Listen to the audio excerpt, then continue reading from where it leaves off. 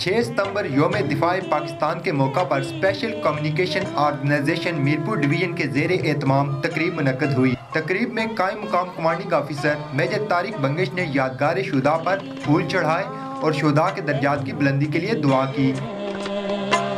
तुमको देखें तो यूं जगमगाए जैसे खामोशियों की जुबां से दे रही हो वो तुमको दुआएं।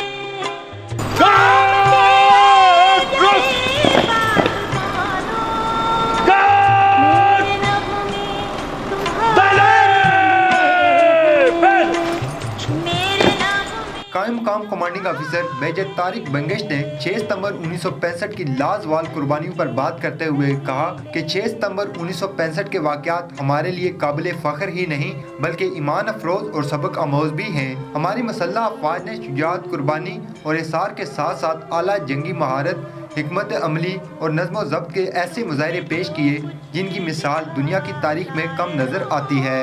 योम दिफा पाकिस्तान हमें इस अजीम जज्बे की याद दिलाता है जिसकी ताकत से पाक फ़ौज ने अवाम की भरपूर हिमायत के साथ दुश्मन की नापाक जारहियत को नाकाम बनाया था।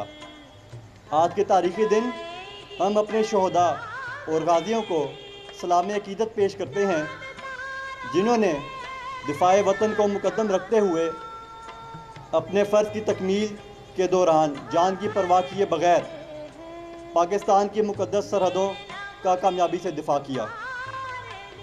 बेशक इनके लहू से आज आज़ादी की शम्मा रोशन है। वतन की सलामती और वक़ार की खातिर हर ख़तरे और कुव्वत से टकराने का ये जज्बा आज भी हमारी मुसल्लह अफ़वाज में मौजूद है, जिसकी बदौलत वो मुल्क की जोग्राफियाई और नज़रियाती सरहदों का कामयाबी से दिफा कर रही हैं।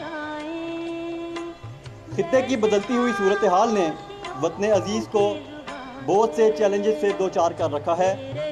ये हालात हमसे मुकम्मल पेशा वाराना तैयारी का तकाजा करते हैं। अल्हम्दुलिल्लाह पाक फ़ौज हर अंदरूनी और बैरूनी महाज पर मुल्क को लायक खतरात से मौसर तौर पर निमटने की सलाहियतों से लेस है।